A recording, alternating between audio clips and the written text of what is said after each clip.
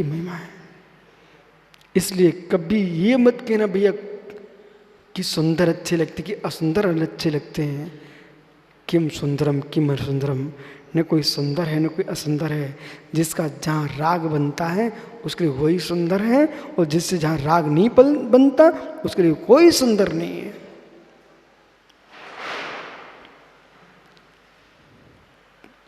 इसलिए संसार में सबसे खोटी वस्तु कोई है कमल भैया, उसका नाम राग है। राग है। बैठो, ज्ञानी राग है। राग जिन स्थानों पर तुमने राग किया है उन स्थानों का नाम लेने में व्यक्ति को शर्म आती है। जिन स्थानों पर तुमने राग किया है महात्मा अरिजीत सागर जी, उन्हीं स्थानों का नाम लेने में जीव को शर्म आती है। जिन स्थानों पर तुमने राग किया है वहां मित्र तुम अपने मुख से बोल नहीं पाओगे। जिन स्थानों पर राग किए हैं वे स्थान तुम्हारे अपवाद के कारण बन जाते हैं। इसलिए अभी द्वेष की बात बाद में कर लेना। राग हट जाए तो द्वेष अपने आप छट जाएगा। ये जगत में जितना भी द्वेष खड़ा होता है तुम्हारे राग की पूर्ति नहीं होने देता है, इसलिए द्वेष आ जाता है। और राग की पूर्ति होती रहे, कभी किसी से द्वेष ही नहीं आ सकता आपके मस्तिष्क में, क्योंकि हर व्यक्ति जिससे तुम्हारा द्वेष किससे, जो तुम्हारे राग की पुष्टि में विघ्न करता है उसमें तुमको दोष दिखता है, और जो राग की पूर्ति करता है उसमें कोई तुमको दोष नहीं दिखता, न द्वेष होता। इसलिए मित्र सबके साथ नहीं होता है, ये रागी द्वेषियों के साथ ही होता है। इसलिए सारे संसार जीव रागी देशी हैं। ये तुम्हारा शब्द पूर्ण असत्य व्याप्ति घटित नहीं होती है। संसार में अरंत भी संसारी होते हैं, बाढ़ में गुणस्थान वार्त भी संसारी होते हैं, उपशांत कसाई भी संसारी होते हैं। इसलिए आपको न्याय का ज्ञान होना चाहिए। न्याय का ज्ञान होने पर भी ऐसी अज्ञान में भाषा बोले कि संसार में जितने जीव सब रागी होते हैं, ये पागलों की भाषा है, ज्ञानियों की नहीं है। संसार में सभी जीव रागी नहीं होती हैं। संसार में 10वें गुणस्थान तक का जीव ही रागी होता है, 10वें के ऊपर कोई संसार जीव रागी नहीं होता बराबर। इसलिए भूल सुधार कीजिए कि संसार के जीव रागी होते हैं। इसलिए संसार का प्रत्येक जीव रागी नहीं होता है। अरिहंत देव भी संसारी हैं, क्षीण कसायवर्ती निर्गंत मुनि भी संसारी हैं, रागी नहीं है, संसारी हैं। इसलिए मित्र वर्तमान की दृष्टि से देखिए, अरिहंत वीतरागी हैं। सिद्ध संसार में होने पर भी संसारी नहीं, लेकिन वीतरागी है। क्षीण गुणस्थानवर्ती जीव क्षीण कसाय वीतरागी है। उपशांत कसाय गुणस्थान में वीतरागी है। शुद्ध पैत्य शुद्धो संयम विगत रागो समणो शुद्ध को भड़ंत शुद्धो गोती। जो अच्छी तरह से पदार्थों को सूत्रों को जानता है, जिसका राग उपशम को प्राप्त हुआ है, ऐसा वीतरागी शुद्धोपयोगी मुनि आप संसार के सरागियों जैसा रागी नहीं होता है। इसलिए वीतराग संज्ञा सप्तम गुणस्थान से प्रारंभ हो चुकी है। इसलिए विषय कसाय में लिप्त जैसे सामान जीव रागी हैं, वैसे वे योगीश्वर रागी नहीं है। फिर सप्तम गुणस्थान में से 10वें गुणस्थान तक भी राग कहा आपने, ऐसा प्रश्न करो। वहाँ सूक्ष्म लोक की दृष्टि से 10वें गुणस्थान में राग संज्ञा है, लेकिन वो राग विषया राग नहीं है। वो तज्जन्य जो कसा है, वो जो कसा जो है उस कसा के कारण उनको राग कहा गया है। परिग्रह संज्ञा है, कसाय लोभ कसाय है, इसलिए उनको राग कहा गया है। लेकिन राग कहा गया है, पर वो राग तज्जन्य ही राग है। जैसा किसी अज्ञानी ग्रस्त को स्त्री पुरुष आदि का जो राग है, वैसा 10वीं गुणस्थान वृत्ति मुनिराज को राग नहीं है। अब चलिए, अब सामान्य व्याख्या पे आते हैं। एक मिथ्या दृष्टि जीव प्रथम गुण स्थान में रागी, वैसा राग सम्यक दृष्टि को नहीं है। महात्मा सारस्वत सागर जी, बालक वस्तु का समानाधिकरण होने पर भी, क्योंकि आपको गाथा क्रमांक 136 में पढ़ना है, वस्तु का समानाधिकरण होने पर भी राग का समानाधिकरण नहीं होता। वस्तु के सद्भाव में राग सदृश हो गया तो अनर्थ हो जाएगा। एक एक भंग समझिए आप। धन्य निर्गंत मुनि दशा, धन्ना ते भगवंता। ये दिगंबर बेतरागी धरती के देवता भोजन भी करते हैं। नाम श्राग संयम है। छठवां गुण स्थान, श्राग संयम वर्ती मुनिराज, आहार संज्ञा संपन्न मुनिराज, तब भी अवरे सम्य दृष्टि जैसे रागभूत बंध को प्राप्त नहीं होते। अवरे सम्य दृष्टि जीव का राग प्रत्यक्षान अप्रत्यक्षान संजरण 4, 8,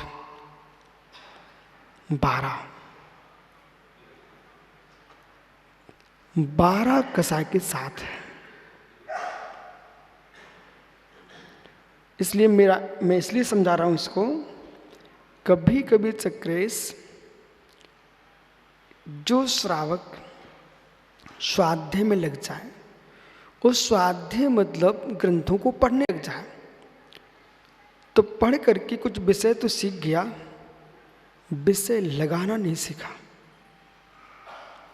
और अध्ययन के बाद श्रद्धा बढ़ना चाहिए थी उसकी, वो श्रद्धा गिरने लगी। कैसी श्रद्धा गिरने लगी? ये महाराज भी भोजन कर रहे हैं, हम भी भोजन कर रहे हैं। जब भोजन कर ही रहे हैं तो क्या विशेषता हम में इनमें? और ये निद्रा लेते, हम भी निद्रा ले लेते हैं। ऐसे विषयों को एक ही कण बना करके कदाचित वो ब्रह्मचारी हो जाए, फिर तो और ही उसकी श्रद्धा विचित्र हो गई। बोले मैं ब्रह्मचारी, मुनिराज ब्रह्मचारी है, और कदाचित गुरु की कृपा होगी ऐसी कि भैया तुम केस रोज कर लो, फिर तो और ही नाटक हो गया। बोले हम भी केस रोज कर लेते, इसमें क्या है? ऐसा जो ग्रस्त साधु के साथ अपना समाधान बना रहा है, वो पूर्ण अज्ञान से लिप्त है। ब्रजेश भाई पूर्ण अज्ञान से लिप्त है। अब वो कैसा लिप्त है? पंडित जी दिनेश भैया खड़े हो ही गए हो तो सुनो ध्यान से। मित्र, एक मुनिराज आहार चर्या को गए और दिनेश पंडित जी भोजन करने गए। दिनेश जी को मात्र नमक और रोटी मिला, मुनिराज को दूध रोटी मिली। तुम्हारे खाने में कोई विशेष सामग्री नहीं थी, मुनिराज के आहार में बहुत कुछ था। तब दिनेश के मस्तिष्क में भाव बने, इनसे अच्छी साधना तो मेरी चल रही है, अभी ठहरी है। रोटी खाते देख करके तुम्हारी साधना श्रेष्ठ नहीं हो जाएगी। बोले क्यों?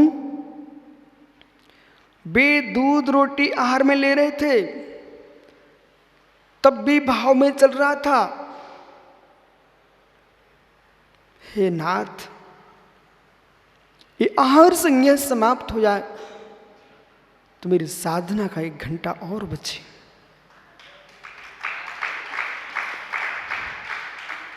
वो आप नमक रोटी खा रहे थे, सुविचार कर रहे थे, देखो साधु कैसे दूध मलाई खा रहे हैं, हम तो सूखी रोटी खा रहे हैं।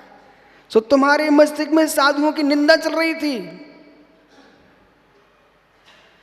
मैं तो नमक रोटी खा के दिन निकाल रहा हूं, और ये देखो कैसे दूध मलाई खा रहे महाराज लोग। ऐसा विचार चल रहा था, मेरी साधना श्रेष्ठ है।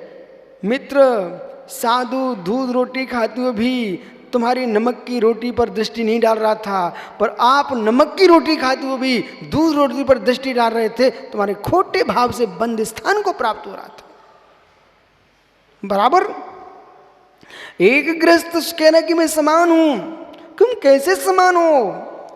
यदि सम्यक प्रकट हो गया, धोखे से हो भी गया हो, तो मित्र आपके पास अभी 4 कसाई का ही उपशमन हुआ है। पर वीतरागी साधु अनंतानुबंधी प्रतीख्यान अप्रतीख्यान, ये 3 चौकड़ियों को दूर किए हैं।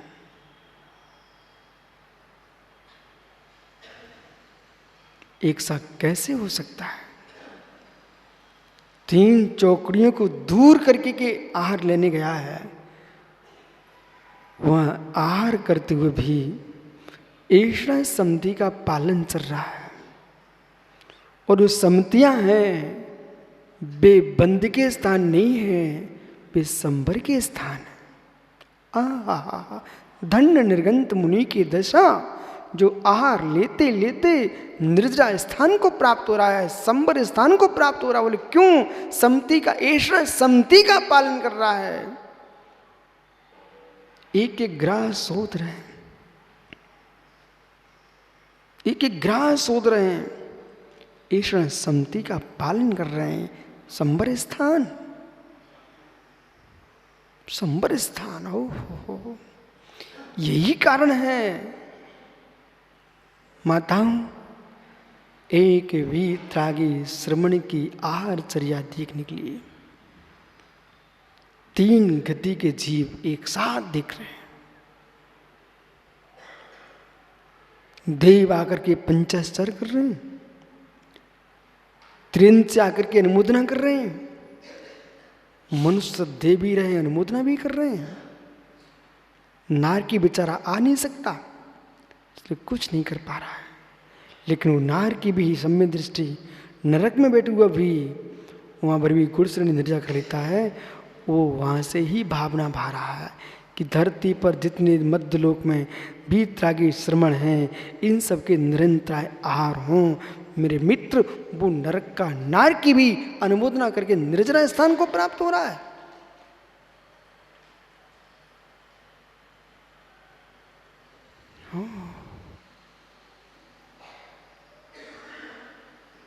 एक छोटा सा बालक 8 वर्ष का आहार देता है तो मुस्कुराता है। बोले बेटा किस बात का आनंद है? गुरुजी, इस आनंद को मैं ही जानता, आप नहीं जानते। ईश्वर समति में लीन, लक्ष्य पे आइए। गृहस्थ भोजन कर रहा है, शरीर बलिष्ठ होगा, इंद्रिय सुख अच्छे से भोगेंगे। योगी आहार कर रहा है, शरीर स्वस्थ होगा, साधना स्वस्थ करेंगे। इसलिए क्रिया की सदृशता से देख करके अभिप्राय को सदृश नहीं कर सकते आप।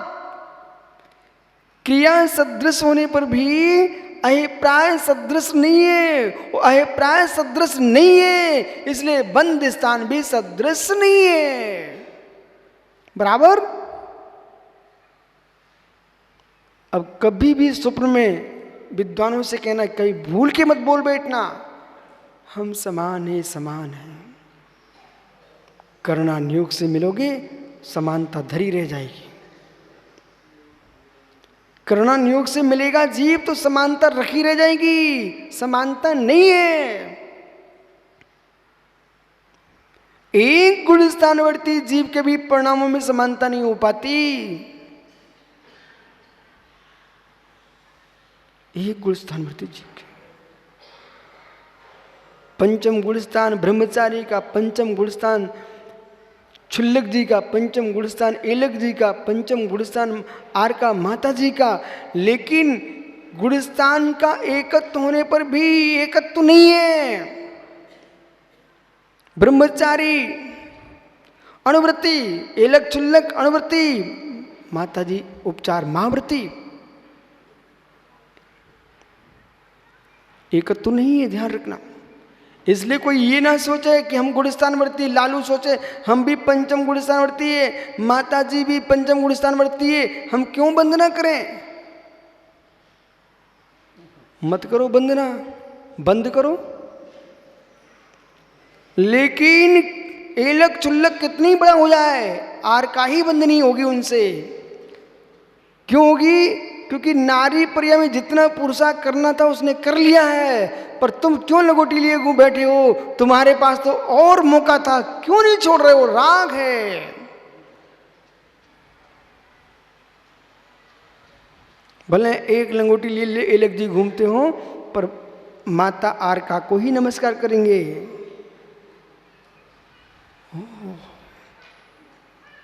क्यों?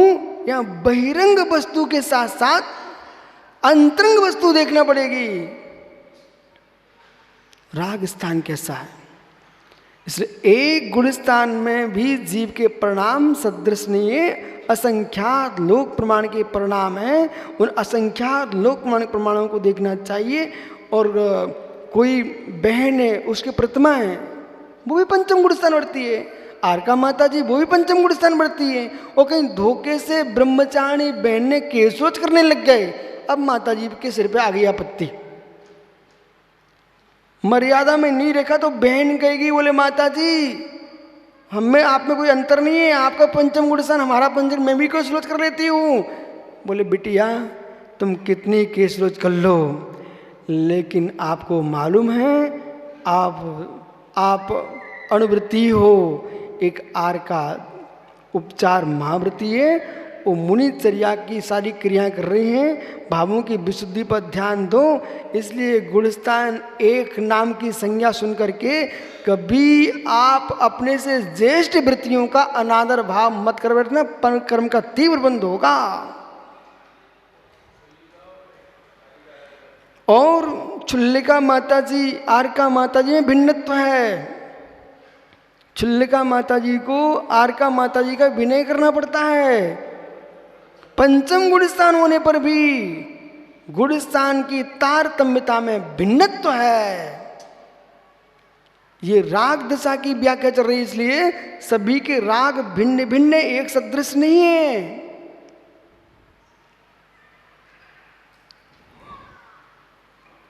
अवर सम्य दृष्टि जीव और मिथ्या दृष्टि जीव दोनों आवृत्ति हैं।